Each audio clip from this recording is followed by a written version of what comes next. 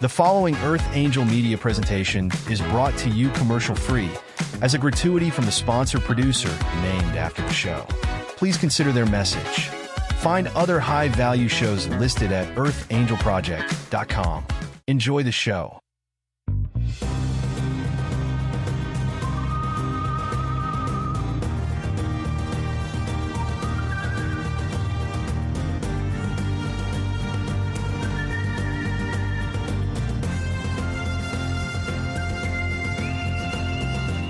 Welcome to Soul Decodes.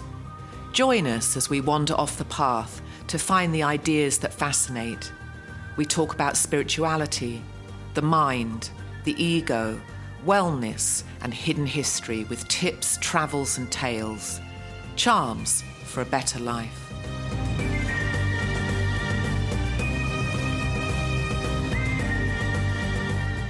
Hello, everybody, and welcome. My name's Dr. Tia Jolie, and we are excited. It's October 10th. More importantly, it's episode 60. Our 60th. 60th. So happy birthday to us for 60 years old. It's thank you for the beautiful carrot cake. Yes. Yeah, that's so beautiful. We put a picture on it on the website. Yeah, I'm going to make that the... I think so. So I'll have to theme this episode. We'll have to dovetail it into carrots somehow. So we have cake. So this is your favourite cake, is it? A carrot cake? I mean, being plant-based, I totally get it. My favorite all-time cake is free. Free cake. But we'll work for cake. Yeah, we'll work for cake. But I love carrot cake. In fact, it's kind of weird because my children didn't know that was my favorite, and it happens to be their favorite too. It's crazy. Yeah. Like 3 out of 4 of them, it's their favorite cake. And if you can keep the carrots from drying out, it's a very, very heavy, rich, and it's a decent ingredient. And it's not like a gâteau, which is very, very sort of light and sponge-like. It's quite heavy. Listen to you be talking all this fancy carrot cake. It wouldn't be a cake that I would generally have because I've had too many shitty ones. Yeah, I agree. But I'm going to make mine. It's really hard to botch a carrot cake, especially if you like carrots. But so I'd say why carrots? It's just they're delicious. And they hold water because it's very, very moist. Yeah, it's heavy. The ones I've had, they get these plump raisins in them. Yeah. If you've ever had those, they're really good. So, well, congratulations. Yeah. 60. What are your thoughts after 60 episodes? I'm thrilled about it. Me too. I like it.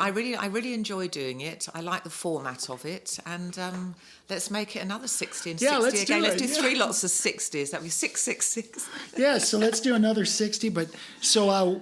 Today is beautiful. I like the coolness that's coming in from the north a little bit, little cloud cover. Mm-hmm. We were outside. You're going to get some rain here, we which is upplanted, probably... Upplanted?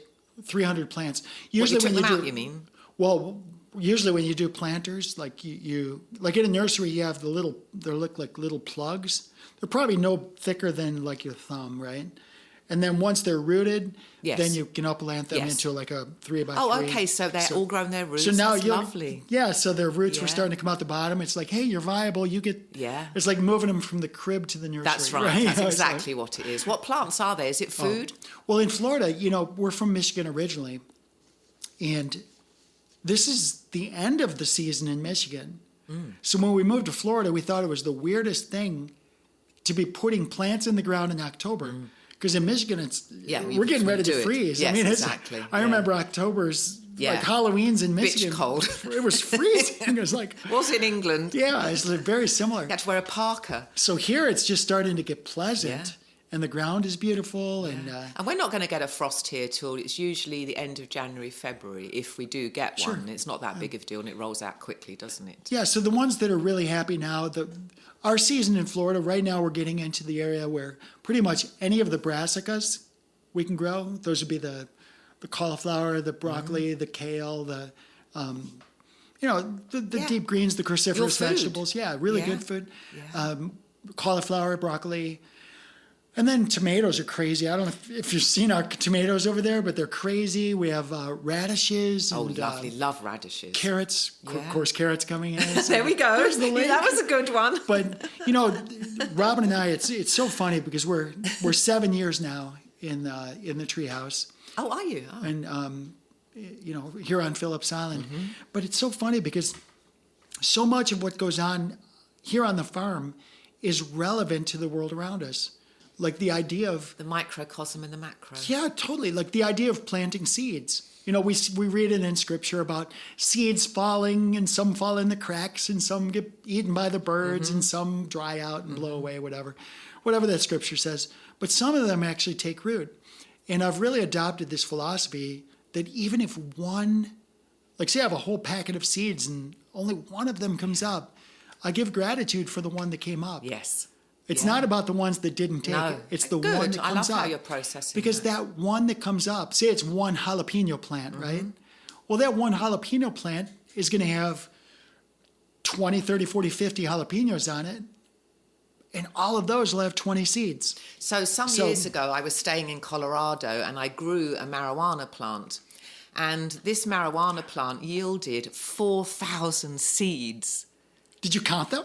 Pretty much. I did it in batches, and I had to, because I'm like, how many? And it was on this massive metal tray. And there was a bit of bud on it. So, yeah, that was my big seed crop. And I thought, well, if there's Armageddon and it's real... Are you sure it's 4,000, or are you sitting here going... No, because literally, I got 100 seeds, and then I'm laying them out. And then so I didn't physically count each one, but I visually laid, like, how many have I got here? And it was thousands. I would have loved to have recorded that. It was a huge plant, and it was so fertile, and it was just, I felt totally blessed because that's very rare.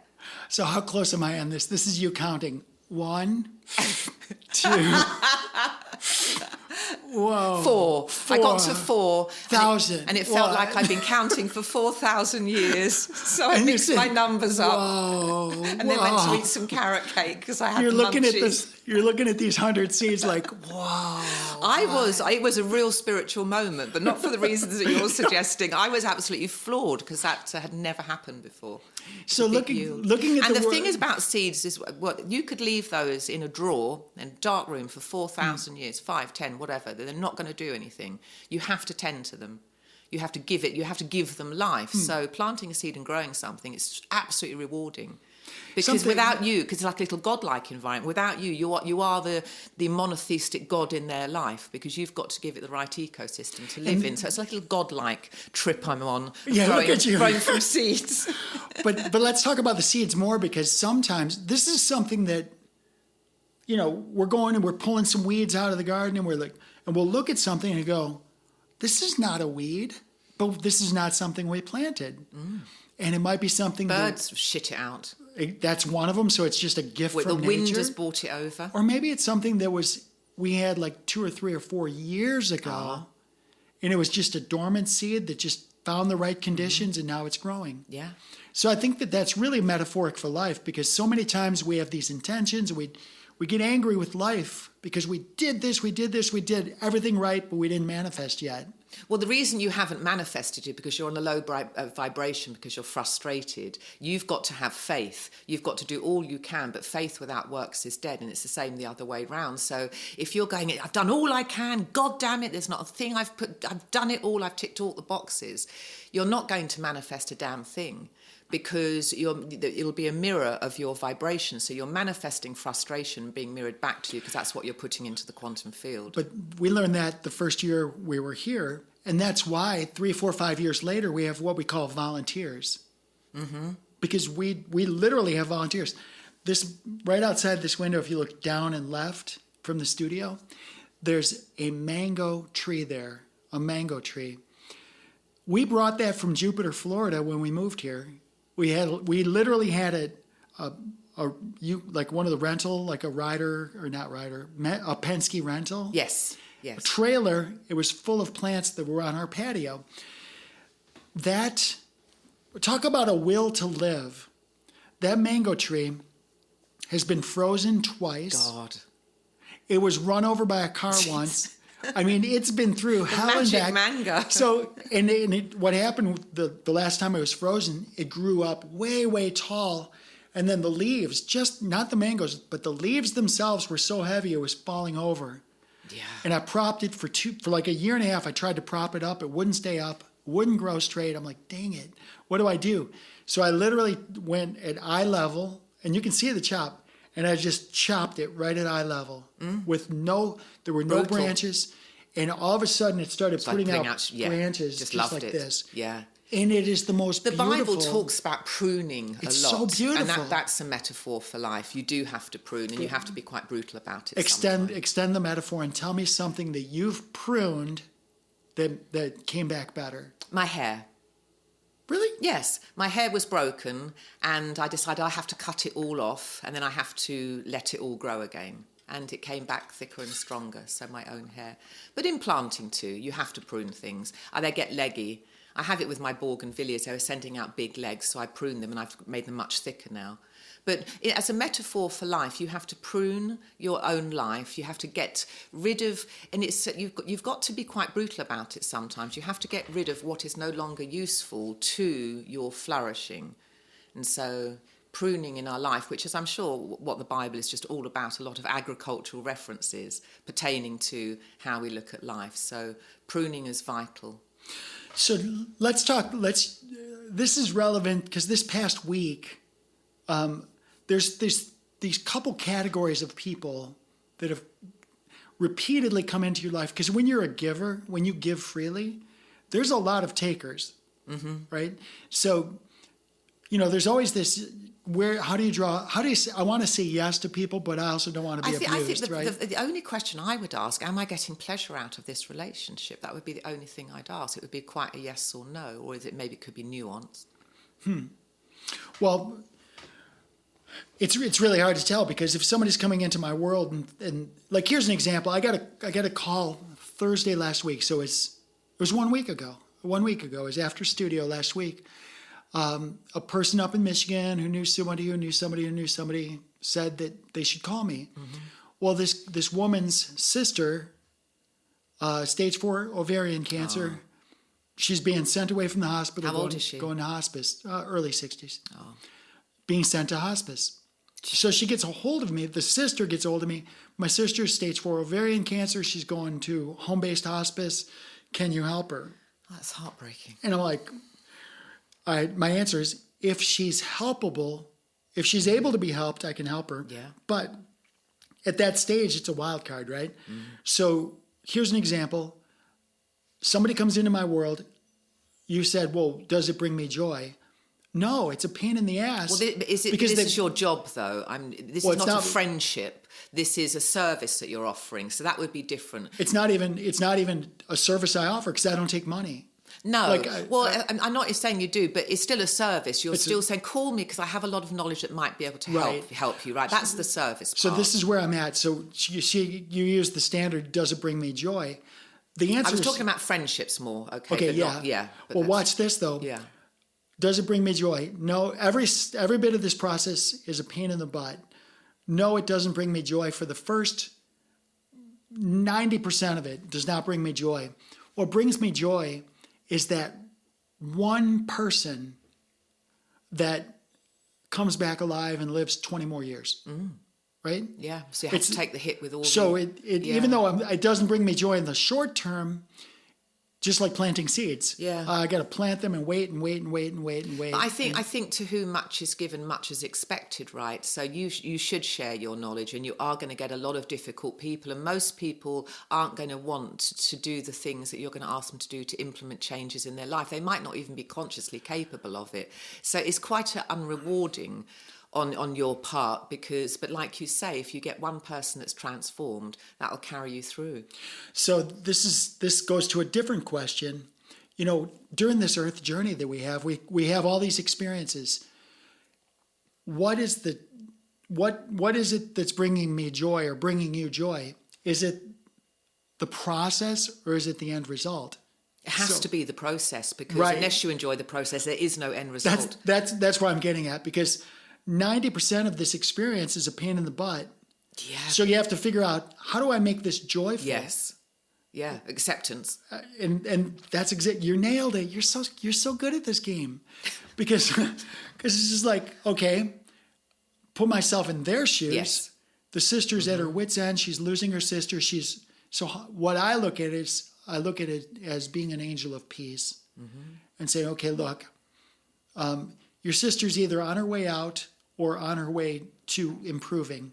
Yes. We don't know, so let's work together to find out what we can do to bring her, if it's her last few days, let's bring her. Or it's an extension. Yeah. Or it's an extension. So it's funny because you're acting because you're a minister, aren't you? I am. So that's kind of you're in that role at the moment, and you didn't give an inflated hope, because it's quite likely that she's going to pass on, isn't it? That's what you know. But I like you're always very calm, and I think that's what you're offering, is your presence of mind and your calmness in that situation.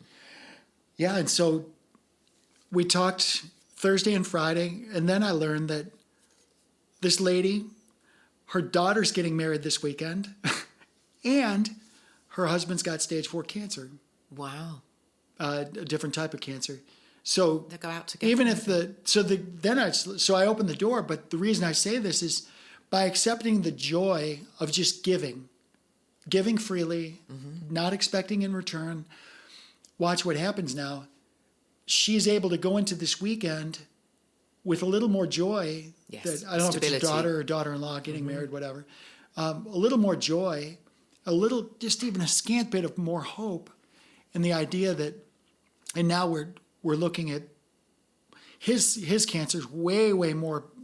It's way easier than what she's dealing with, because he's way more. He's not as deep into the cancer as she was. So I look at him and it's like, wow, this is totally doable. We can totally what he's got is totally not a problem in my world. If he's compliant, this is easy.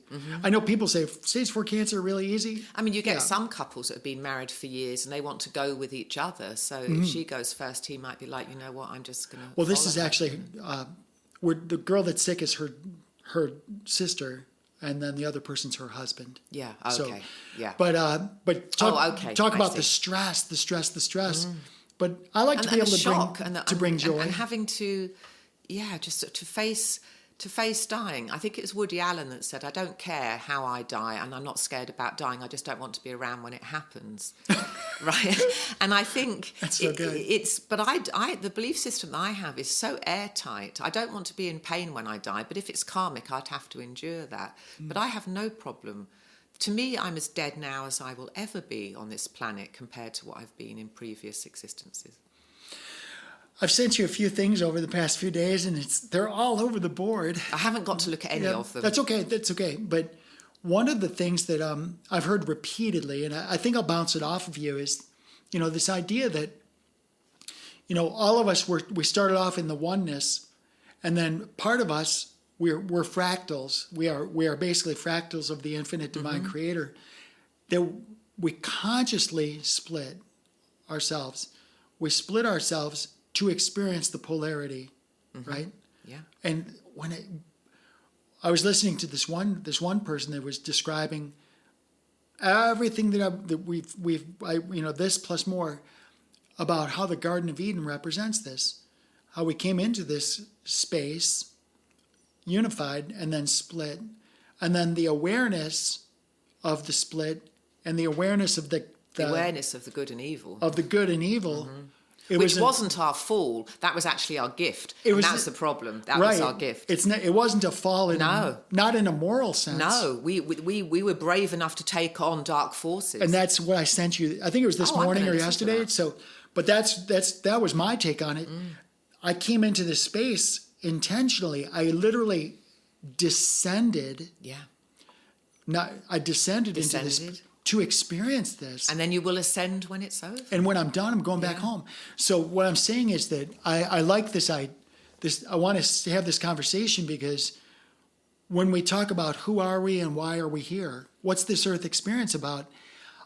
We're here to manifest reality. The journey is amazing. Well, the journey is critical because if you don't enjoy the journey, you're not going to manifest anything, because the mirror world, the quantum field, is reflecting back your countenance. So the journey, you have to live like you are experiencing what you have on your vision board, all the vision for your life. You've got to act and embody that being real now to get the quantum field to reflect it back. So the journey has to be joyous. Otherwise, you'll never get the outcome you want, because it will keep reflecting back your low-grade state of consciousness.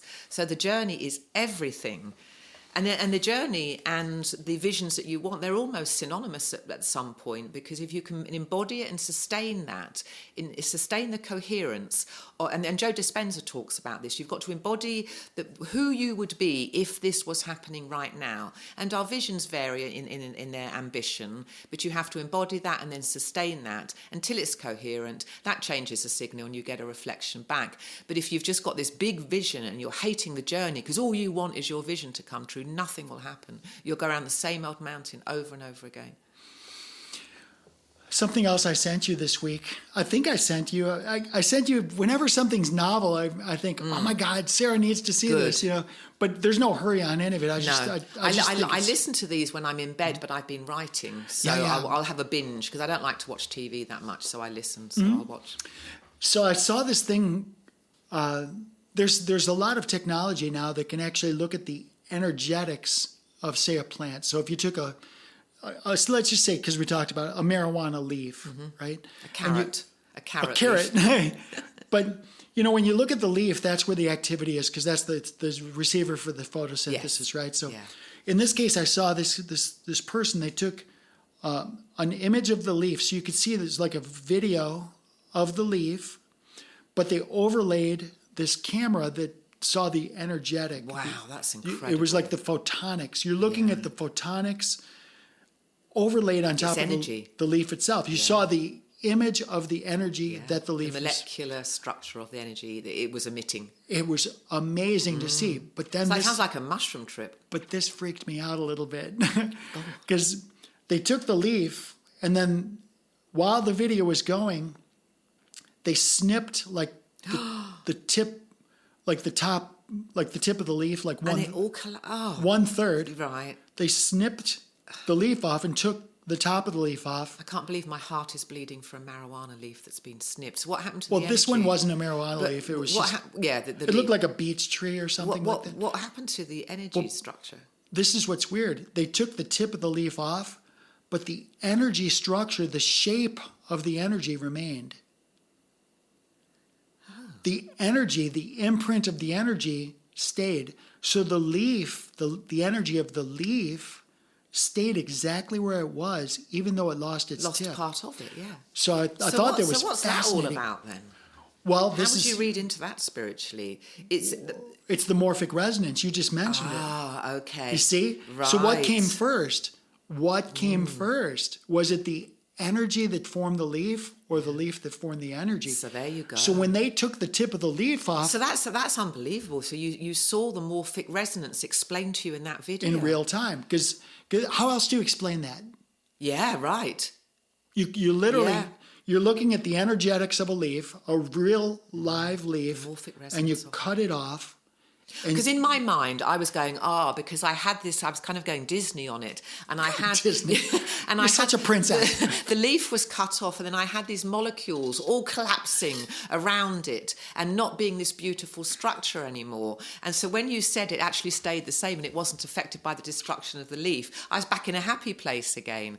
Mm-hmm. And then, but that's incredible. So the energy is there to begin with, and that would be the quantum field. There it is. That's in the quantum field. Now we're doing this with this leaf of this plant, so this is not the complexity of a human being, but the morphic resonance is there.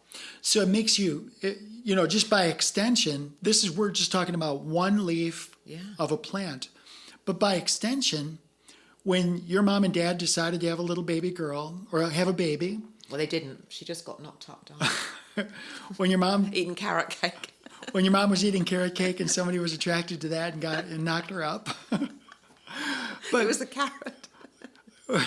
But whenever that happened, well, that's not true because you'd be a carrot top. I would. How do you know these aren't highlights? And you're a blonde, so that's not right. But think about this, so somebody conceives a child. What comes next? Is it the morphic field, the resonance?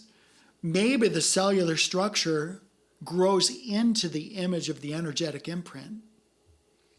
But it has to grow into the image, but the image has to be available prior to it growing into it. So the image has to be there prior to it growing. That's what I'm saying. So if you listen, I think you've quoted or you've talked about Rupert Sheldrake before. he's really big on the morphic. Oh, yeah. Like that was his. I haven't listened to him probably for 10 years. I want to just give a quick shout out just while it's on my mind. So Buddha at the Gas Pump, he's got 750 in-depth interviews talking about world religions. And that's where I first was acquainted with Rupert Sheldrake. It's Rick Archer, Buddha at the Gas Pump. If you're interested in any of this, go to his website. He's absolutely wonderful. His body of knowledge. He's such a cool dude. And can you send me the link and I'll put it in the show notes. Buddha at the Gas Pump. That's where I was introduced to Robert Sheldrake and other scientists that are talking about the same thing. And there's lots. So if you find the section that Rupert Sheldrake's in, then you've got all the other scientists who are talking about that. And it's fascinating. Yeah, Rupert Sheldrake it's probably been 10, 15 years when I first heard about him. And then I didn't hear about him for a long time. I don't even know if he's still around. I guess he is. But he's pushing it in age, maybe. But when you listen to that, it forces you to think, because when we consider like Tesla, and Tesla always talking about, if you really want to understand the world, think about energy, frequency, and resonance, right? I'm like, okay, well, energy, frequency, resonance. Yeah, that sounds a lot. Those but start mapping spiritually what they are, because what I'm working on is this project of aligning the quantum sciences with spirituality and philosophy. And it's really important. Don't rely on religion and spirituality. There's other elements to consider. When you say you're working on it, you have like a bunch of projects. I've just published the book that's going with this. I'm going to announce it probably more formally in a couple of weeks. There's a couple of things I need to get done with the website, but I'd like to do a show on this and I'll make it formal. But this is what I've been working on. This has been my project now to create an airtight belief system. And Excellent. This belief system has philosophy, spirituality and science, the quantum sciences. So for those of you listening the first time, I usually introduce Sarah as an author and a thinker and a philosopher. But Sarah, just for those just listening, just fill in the blanks there just in a minute about what your history is in terms of an author. Because you're arguably one of the most prolific authors I've personally known in my life. Well, I write about ideas. I write about ideas to flesh my ideas out. And ideas are the only thing that we have to share, and we have to share them peacefully. Otherwise, we're just going to fight and go to war with each other. So I just write about ideas. The ideas I write about predominantly are spirituality. I've written a novel about reincarnation and karma. And I've overlaid myself as the heroine in that novel. It's pretty audacious, and I challenge God. I go to heaven and I'm like, what the fuck? What are you doing creating us? Because I'm so appalled with what's going on planet Earth. So that sets the tone for that novel. The Mirror World was my attempt at using the metaphor of a reality TV game. If this is going on and we are living in a quantum field, this is what this looks like. And that was just a metaphor in 8,000 words. So that's available. It's a 45-minute read, but I was able to distill language very succinctly in that, because these are very complicated things to talk about. But the written word makes it easy. You can spend 15 minutes on one sentence. So writing my ideas is what I've been doing. And I wrote a polemic, Is This the Best God Could Do? And that basically takes apart the monotheistic idea of God, that God is separate. And that's 20 chapters of picking that apart, why this is not a good idea. And then the books that I continue to write are going to be, well, what is a good idea then? If you've debunked this idea, then what is a good belief system? And that's what I've been working on recently. So, and then I can't imagine. And those are kids' books as well. I've got that whole thing. I was going to say science fiction, fantasy, screenplays. Writing sci-fi my heart is in that. I love writing science fiction. So the Starside Prophecy is sci-fi fantasy, but it's not. There's an element of what I believe a belief system is overlaid over that. So, gotcha. Now, but you're building this catechism, so what inspired you to pull this all together into a catechism? Well, I understand generally what the catechism, maybe for the people listeners, what is the catechism about, but what inspired you? I'd like to announce this in a couple of weeks. Okay, if we can suspend it now. I actually have something I wanted to go over with you. Let's if we do can it. just hold on for 2 weeks, because what I want to do is read the catechism out. And that's going to take about probably an hour and a half. So I want to supply the audio. So it's quite easy, it's quite digestible. And then once I have the audio available, then we can make that available, and then we can start picking it apart. And at that point, you can listen to it or read it, and then but I'd like to do more of a formal launch. Okay, sounds good. Now, but you had some other stuff to talk about today. So in a few of our last episodes, and they're just randomly, we've been talking about all the greedy psychopaths in the world. Right, and there's a couple of times, bless you, that you've got frustrated with me because you're like, well, what the fuck? You don't use the word fuck, but like, what the F does it matter, Sarah? They're psychopaths, we need to take care of it. But the question always arises, what is their motive with me? And it just arose again, and I thought, you know what, I'm just going to ask Desmond, why is the motive, what is the motive behind this? And I was very happy that he churned out this, so just give me a second, I want to read this out.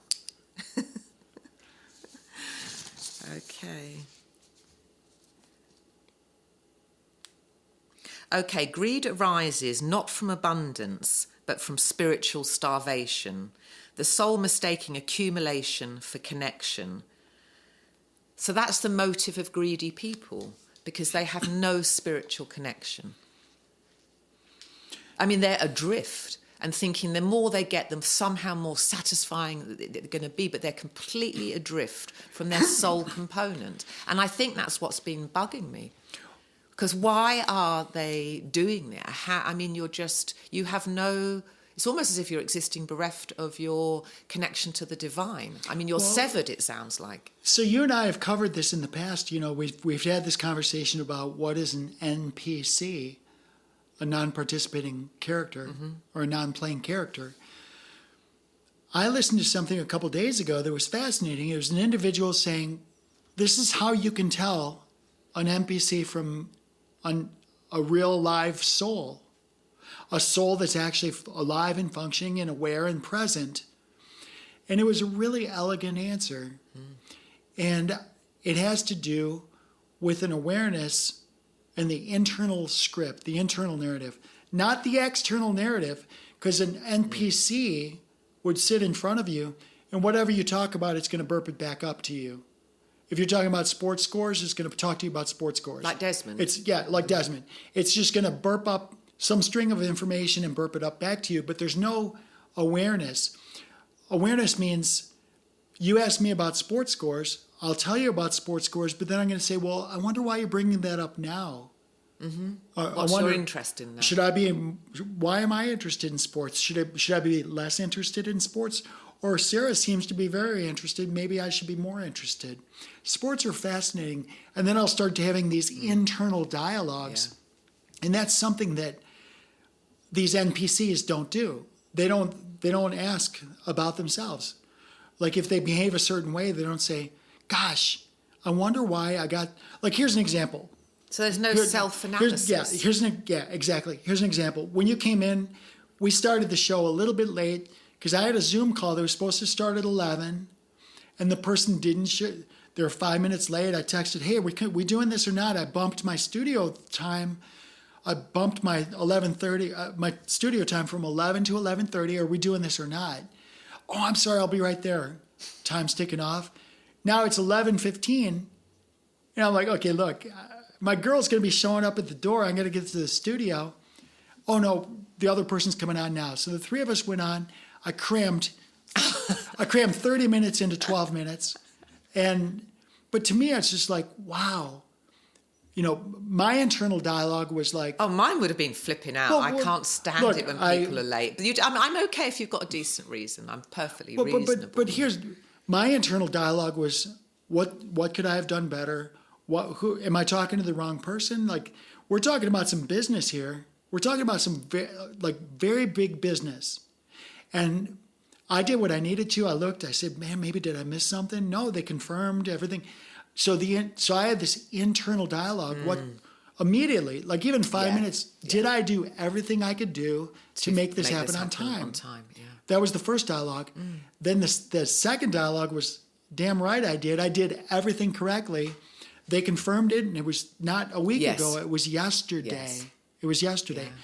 So I'm going through. So I So know you're just that. processing all this data. So I know I'm not a zombie. I'm not an NPC. Because, So you took accountability immediately. Is this something I've done? Have I dropped the Right. ball? And you wrote that off. So now you feel more stable again because you don't want to do that. You'd want to fix that next time. So the next question is, were the two ladies I was talking to, are they NPCs? Right? So they come on and they're like, the first one was, oh my God, I'm so sorry. I simply lost track of time. I need to be doing better about this. And that was so nice. she owned it. That's nice. She owned it. And she says, I said, well, where's the other person that was supposed to be on here? And she's like, that's on me too, because I didn't confirm it with her. I told her it was going to happen and I didn't confirm it. So, and then the second girl came on and she's like, I'm so excited to be here. I've been looking forward to this. And so both of them expressed their internal dialogue to me, which is evidence to me that I'm not talking to a zombie. Because they both expressed how they felt or why they did or did not do something. So now I do have family members where I haven't talked to them for years, not because I don't love them. I love them dearly from a distance. But when I go there, it's always about the Game of Thrones and who got killed. And their soul is absent. They're caught up in, I used to call it the ego mind, but I've changed that term now to conditioned mind. And it's just all the data that you've accumulated is just going around and round in circles, and then you're relating that into the external. But there doesn't seem to be an anchoring of awareness. And that's why it feels like a zombie, because they're just spewing out data and the conditioned responses they've had so far to life. And I've met people like that where you feel that they are slightly, well, you don't feel they're awake. And I like what you said, conditioned response, because so many times like one of the things I love about doing this studio time with you is every single week I get novelty. This is because I don't know from moment to moment, week to week, what our topics are going to be, where we're going to go. We might talk about your catechism, or we might talk about Web3, or it'll be politics, or the price of silver. Or carrots. Or carrots. It could be all over the place. But what I love about it is there's no novelty. It's not like you're just sitting here. Yeah. You're just not throwing facts and figures in there. So that's interesting. So to be around a person that does that, there's no novelty, because you'll just feel like you're talking to a computer. You don't feel that there's any spontaneity, any awareness, any willingness to step out of known territory. And it's very, very dull. It's very boring to be around people like that, because they're just spouting what they've spouted so many times before. But I think they're just in conditioned mind responses. They haven't stopped thinking, and they haven't learned to understand the still small voice that's there all the time. It's in them. It's just so buried, and you have to control your mind to access that. So I think they're just stuck in thought forms and in complete identification with the thought forms that external reality will be mirroring back to them. So they've now got their thought forms, and then they've got evidence that they're right because the quantum field is mirroring back their state of consciousness. So there's just a complete reality It's loop. self-fulfilling. Yeah. So you know what's, as you're speaking, the conditioned response, it's almost like they can see, like if I'm talking, I won't even say, but say somebody from my past. No sooner I'm 2/3 through the sentence when they think they know. Oh, it's so fucking annoying. Just like they're you now just rehearsing did. an answer. Just like you did. You just did it. I just did it. I'm 2/3 through the sentence, and they're like, they think they know what I'm about to say. Yeah. But what I've learned to do Just play a game with them. I change the sentence. Like, you think you can finish my sandwich, and right, you change. Good. So that's a cool game. But it's kind of fun. Well, let me tell you a cool game we do at the restaurants. You might get a smack in the mouth though if someone realizes what you're doing. But what I've learned to do is, I was getting. There was people in my circles. Excuse me. Because once people get to know you a little bit, they think they can finish your sentences. And they not only do they think they can finish, but they're introducing their next idea before you're even done with your Yes. with your Well, they've already sentence. rehearsed it. They're just rehearsing. Right. While you're talking, they're rehearsing what they want. So that what that means is they're not actively listening. That's right. So what I learned to do, because when we go through this earth space, we're learning. I learn from you, you learn from me, we learn from nature, from circumstances. Touch the stove, I learned. Experience some great orgasm about something, I've learned. So we're always learning from good and from bad, from what we like, what we don't like. So I learned that when people were interrupting me, I felt not listened. Yeah. So I felt like they were not listening to me. They weren't. They weren't. Yeah. And so it's like, well, so what is communication? So I'm sitting here talking to you. What is communication? The communication model has a sender, a receiver. So I've got a sender, a receiver, a message, a medium, and a mode, but most importantly, feedback. Mm-hmm. And what I realized was when I'm talking to these NPCs and they're just vomiting words on me without even listening to letting me close my phrase or my sentence, I was sitting there going, you're not even listening to me. You're just vomiting words on me. I didn't feel like Validated, heard. like even heard. You even heard. Like It's the you're not best. even thinking about the sentence I just said. You're already just Yeah, vomiting your mind's words. in computer mode. You're in conditioned responses. You're not choosing your thoughts, let alone the words that will follow them. You're just asleep. Gurdjieff, who was a Russian mystic, have you heard of Gurdjieff? Yes. Yeah, so he talked about that man is asleep, that we're asleep and we have to wake up while we're here. That was the fourth way, I think he called that. And you have to wake up to being conscious that you're just asleep. And I've been asleep. I've actually fallen in and out of consciousness all my life. I was able to be the watcher behind my thoughts as a child. It was something I'd written about in my novel, The Starside Prophecy, so I won't go into it now, but it was a very important moment in my development because I was able to separate my consciousness from my thinking mind very early on as a child. So I was watching that. And where I was a beautiful space. It was very, very quiet and peaceful. But there was like a blissfulness to it. And I was outside, well, I'm just going to tell you now. I was outside and I was walking up to the sweet shop in England when I was 7. And I just stopped and all my thoughts dropped out of my head and I was just in pure awareness. And I was watching the chimney come out the chimney stack. There was a cat that walked across the street. I could hear the birds, hear a bit of traffic, but the feeling was absolute inner peace. That's what I remember most about it. So I was fortunate that I spontaneously went in and out that state of mind all my life. And then I learned to recapture that so I can spontaneously go back in and recapture presence and awareness. But I have been caught in thought forms. So I would have been the person that you're talking about, might have cut you off, might not have been listening, rehearsing what I'm going to say next because I think it's going to make me look a certain way. I could be virtue signaling. And I'm not using this conversation in a way that I've learnt how conversation should be valued. So I've done it myself. Think that's pure gold. I love what you said. So with all of my experiences with these people that cut you off, what it made me feel like was I might as well not even talk. Mm-hmm. So literally I go into, say, some of my family gatherings, not immediate family, but extended family. And I literally just go there and I'm quiet. And I will go there for many hours and maybe just say a few words. Yeah. And it's not because I'm angry. It's just that what I've done in those situations is steer the conversation just for entertainment value, because you're aware that they're just stuck in their little processing. So at least in that situation, ask them to talk about something that's either entertaining or funny. So you would end up having to steer them because they're not conscious of what they're doing. So that NPC now becomes, or you could just sit there, couldn't you? And you could just enjoy it. Well, no, that's where I end up being. A glass of wine helps. But I just be a peaceful observer. Yes, and if you're having fun, I don't have to be.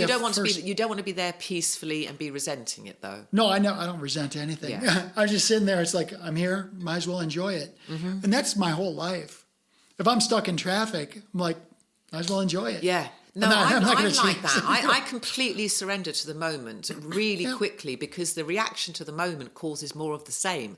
So if you do have free will, which I don't know if we do because we're not sure where thoughts come from, but if we do, it's always with your reaction. So you've really got to not bite back if you're stuck in traffic. Well, even when these girls were late coming on the Zoom call just now, I was like, cool, 5 minutes. I got stuff to do in 5 minutes. I have so many tasks. I just find the 5-minute task and plug it in there. Right. Like it's not a thing exactly. for me. You can edit a couple of things, can't you? So what I've learned to do is... Can I ask you though, was part of you irritated? And did you, because you're always very calm, I would never know. Were you irritated but their response was sincere though. They had said, I need to be better with time management. I've forgotten. And she said that she'd been looking forward to it. So, but timekeeping, I think I have to loosen up about it. But I'm quite brittle about it. It means something to me. And I think it's conditioning maybe from my father. But to me, it was like a respect for your time.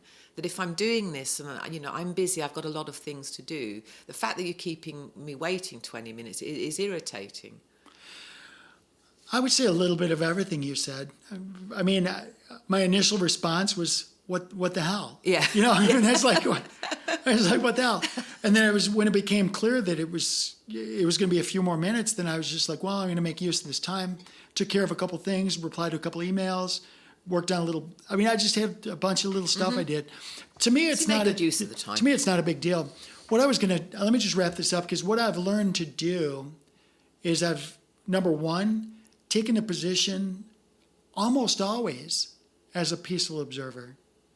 I do now. It's just such a great place. It's relaxing. It's I don't feel like I need to say anything. I don't feel like I need to respond. In fact, it's something interesting because that's very spiritual. Actually. This past week, I had multiple interactions with other business people, and I'm working on some major projects.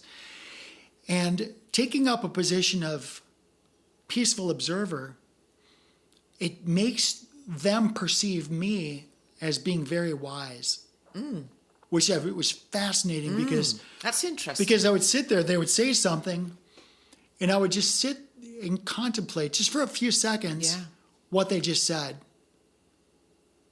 And I could then from there. Were you using it as a power move to have them, to manipulate them to think that you were wise, or is a peace, because you could do that, or is a peaceful observer the place where you learn more than you did initially? Because I don't want to hear myself talk. If I'm in a business negotiation, I know what I think, and I will need you to know what I think. But being a peaceful observer is how you get information to keep this project rolling forward.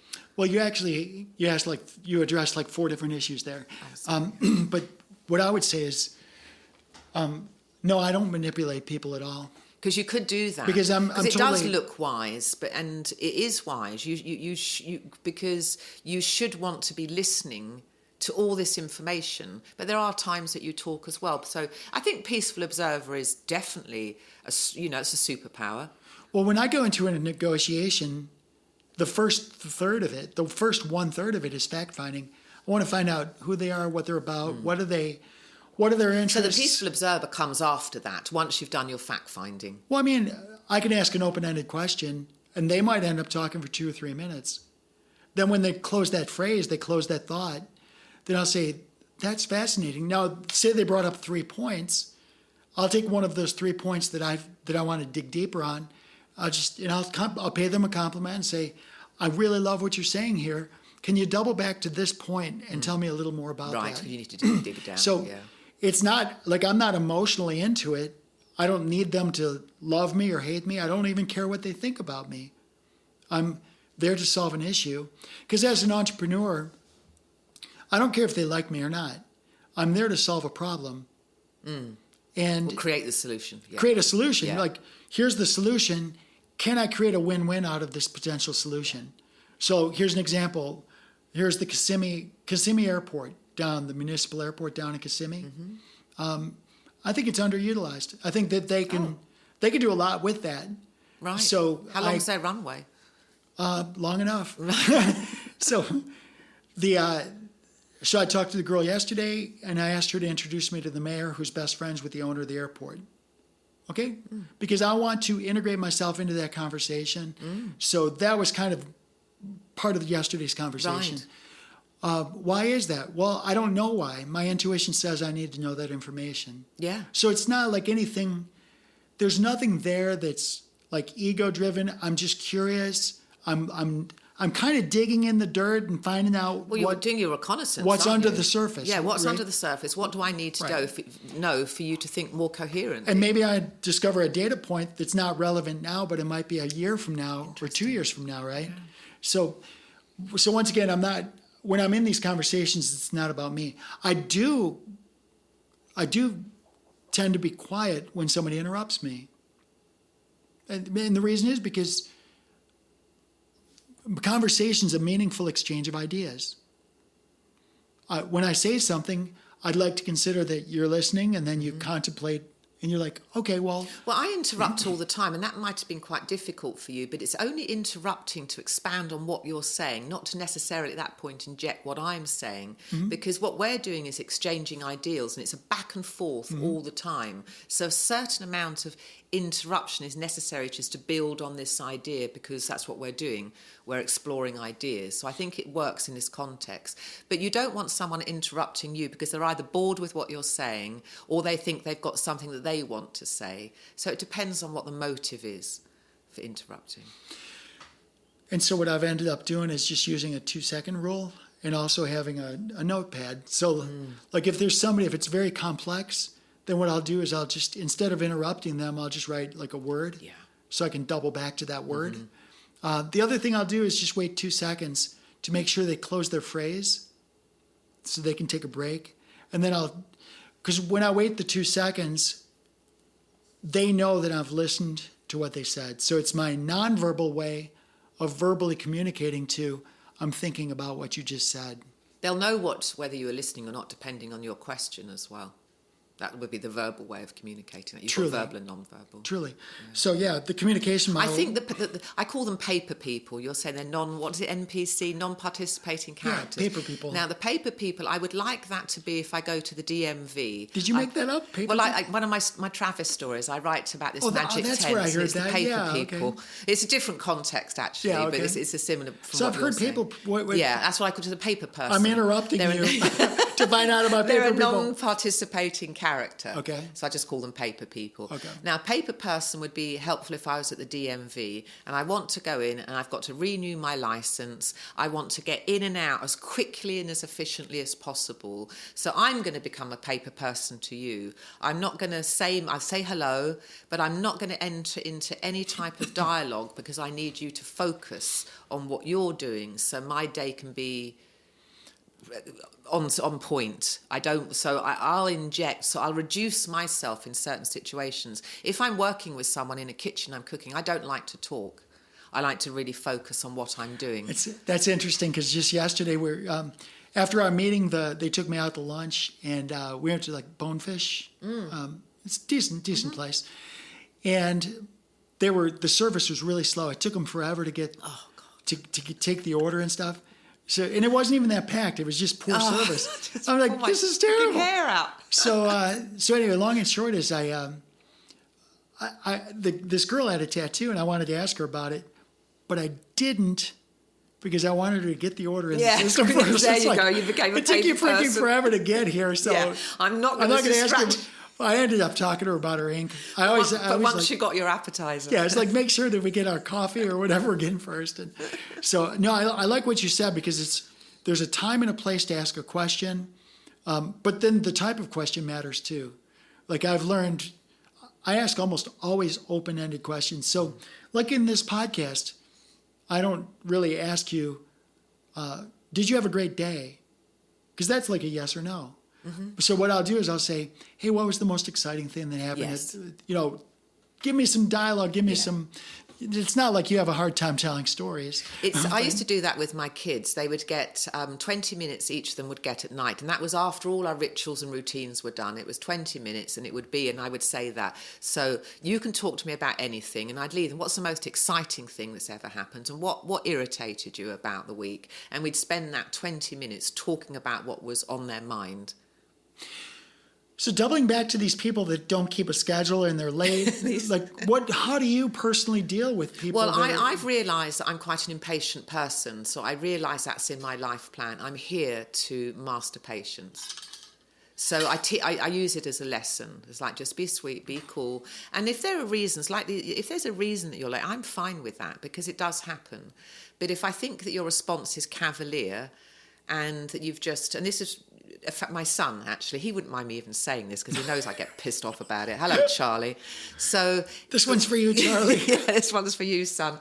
But I've learned, because I can feel my vibration dipping, and because I understand that I'm in charge of the quantum field that I'm living in, I don't allow that to happen.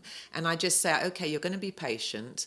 And what I've learned to do now is, if I tell him we've got to meet at 10, I don't actually need him to be at the house until 11. So I'm just giving away my game plan. So I program him with the wrong time now. So he'll be 40 minutes late, which actually means he's 20 minutes early, because I didn't want to see him till 11 anyway. So I've combated it that way. But I feel like I don't want to be reactionary. And so if someone's late... So let's hope he doesn't listen. I tell you what, though... Let's hope he doesn't listen to this podcast. No, he will, little shit. Because now he's going to counter your counter. He's already heard this. He's got a good... Oh, he already knows this. Okay. But it would irritate me if something was going down and it was a big deal and I had money invested, a lot of time, a lot of energy, and someone was late and didn't have a good reason. That would really irritate me, and that would be in business. Because you really need these structures to be in place in business, because we've all got to interact with each other. So that's a real breach in protocol for me. But I still probably wouldn't react, but I'd be very careful working with you again. I'd want you to be honourable in that. So these are good conversations, because these are things that you and I typically don't talk about. How do you deal with certain people or certain characteristics? You did ask me the question, you said you don't observe me losing my cool very often. Mm-mm. And I almost never do. No. But I do release a little bit of tiger. Like, you'll see the tigress come out sometimes, but it'll be metered. Because if I put full-on tigress, you don't want that. I'll blow people away, exactly. I don't want that. Yeah. So I think that's a really good observation. Yeah, so I give a metered response, and I did it last week because I held an online meeting. It was for the benefit of several key people on one of my projects, and I was discussing a previous meeting that was in my house, again for their benefit. And what I did was I said, look, I put a little, we're going to have a meeting. The meeting starts, let's just say it starts at 6 p.m. Okay, whatever. Here's the time it's going to start here. You can come a few minutes early, but don't come like way early because I'm still doing stuff. Like, don't come like an hour early. 5:30. Don't come at 5 because I'm probably still in the shower, right? Yeah. So just come a few minutes early. That's fine. So what we've been doing is when we have guests, we like to put out food and, just stuff. Well, what happened was we put out food and I got ready to start the meeting and everyone's like chit-chatting around the food. And I literally had to corral the people to come start the meeting that was for their benefit. So it's like, okay. So I literally told them, I lit them up the other day. Just in a small tigress way. Like tell me what you said. But I just said, look, because... Dudes, yo. Well, what I did was we're doing like Get the fuck over here. Well, it was a post-action gathering. I said, because whenever you have a meeting, you have a subsequent meeting. It says, okay, what did we do that worked really well? What did we do that sucked? Or maybe something we could do better, improve right? On, yeah. So I let everybody else go first. What did we do well? What could have done? What could have been better, right? So I went around the room and asked them all that. Then I always go last. I told them same thing. What did we do well? I like this, this, and this. We did that. We should do this again because that went really well. Yeah. Here's what didn't work well for me. Boom, boom. I gave them two issues. I said, we need to be working as a team. If I'm trying to get people to start the meeting, and you're one of the people that is an instigator in continuing conversations, or you need to, if you're by the food, it was disrespectful. You need to be the person that says, hey, let's take it over here because we're getting the meeting started. Yeah, exactly. I feel like I'm fighting against my own teammates. Yes. Yeah, So it's infuriating. So it wasn't ugly, but it was. But you called it out. But you have to, because they don't know. They're going to sit there. But also you should call it out because you don't want it bottled up inside you, and they need to know. They need to, and it's perfectly reasonable. And what happens is reasonable. And what happens is the people who never see me, like my children, like in all the years and years of being a parent, they probably saw me just get angry like a couple times, a handful of times. And their eyes get like this big, like, holy crap. Yeah. They've never seen the tigress come out, right? Yeah. Same thing with business. Like when I even just come out a little bit and just say, okay, listen, this cannot happen again. And that's the tigress coming out, but you're being assertive. And I, for some reason, I was always assertive as a child. It was pointed out to me, but I think I kind of knew I was. But being assertive and calling out what's right or wrong. I've been in that situation where you want people to move from this location in a social gathering and go to this one. And It's you can simple. see what I'm doing. It's simple. You can look at me. You know that I'm responsible for getting you here. And you're just carrying on as if I'm a paper person. So we've all been in that That's situation. one thing I know about you is you're not a paper person. So let's make a deal here on the air. If you ever need me to corral a crowd, just tap me and just say, would you corral the crowd over there? Yeah. And I will make it happen for you. It's funny. I do that at my sister-in-law's house. When I can see that people are doing that, I'll go around and I'll just get right up to people. And I said, we need to go outside now. You've kept Jean waiting long enough. Fair. And I'm just over it. I'm going to invite you to every one of my new business meetings. I'll be your corraller. You're going to be like the first sergeant, right? So, well, this has been cool. I never know what we're going to talk about, but so you said you're going to hold off on a couple of these other things. So what are we today? The 10th. So let's do this. Well, let's do maybe the nearest to the 1st of November, because I want to record this catechism and I want that available on the site so people can listen to that, because and then we can talk about it and then you can read it. And I've done pictures especially for you. So we've Cartoons? got pictures of that. Well, then, yeah, some of them are. All right. Oh, well, you'll love some of them. They're absolutely perfect for you. So, because what I'm saying on the right-hand page is now depicted in a cartoon, and Desmond has done those. It's kind of a really cool book. A short read, an hour and a half, and it's a full belief system. And if and when you listen to it, which will be in a few weeks, and you have anything to say about it, just hit us up on the website, because I'd like to know if I've missed anything. It's lovely. And I'm gonna get our website updated. I'm so far behind on tasks, but we've done all the episodes and they're loaded in the like if somebody goes to iTunes or iHeartRadio or whatever, everything's current there. So all of the episodes are current, wherever you're listening to the podcasts. But the actual website, I have to manually upload them. So maybe then I'll read out the catechism here in your studio, if that's okay. Sure. And then we could do that as a special and then just upload it on the current platforms, because, however we do that. But when I talk about it, I think it's really important to have that information available. No, I love it. In audio, particularly. We could totally do that, whatever serves you. Lovely. So, well, I want to thank everybody. We have a growing audience. Of course, there's so much demand for everyone's attention. The growth is slow and steady. Nice. But that slow growth, we just want to thank you all for listening and for tuning in. And we're going to have some carrot cake. I'm going to go ahead. Happy 60th, baby. It's been good. It's been great. So we're going to go cut some carrot cake and have a sip of coffee or something. Lovely. So, all right. Love you. Thanks for coming out. And thanks all for visiting us at the Treehouse Studios today. Peace.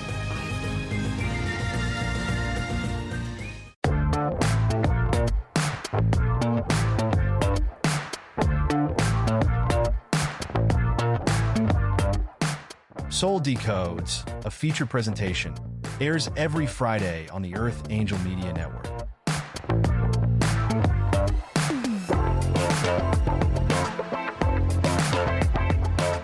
This episode of Soul Decodes is sponsored and produced by Live Pure. Optimize your life by taking your health to the next level. Listen now to learn how Live Pure will make your world better.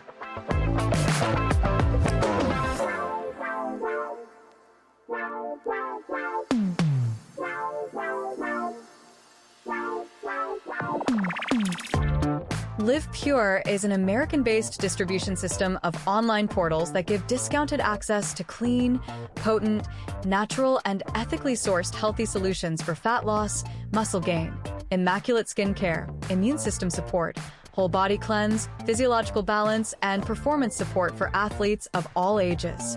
Live Pure handpicks the best products and nutrients from world-class companies, always adding to their quickly growing wellness lineup that now includes Korean skincare, medical-grade nutraceuticals listed as pharmaceutical alternatives in the physician's desk reference, and healthy coffee that rivals the world's best, but for only about $1 per cup. Soul Decodes listeners looking for vitality, youth, beauty, and better health can get 25% off retail by visiting livepure.com/Sarah Tirri and signing up for free as a preferred customer. If you are a content creator, influencer, or home-based entrepreneur looking for worldwide cash flows from the emerging gig economy, Live Pure's state-of-the-industry brand partner affiliate program can bring you up to 7 different payment vectors as bonuses. As a content creator aligned with Live Pure and Earth Angel Media, you will enjoy massive co-marketing benefits, including a cutting-edge website that is personally branded to you or to your business. Sign up as a brand partner at livepure.com/Sarah Tirri, or drop us a note at connect@earthangelproject.com to get more information.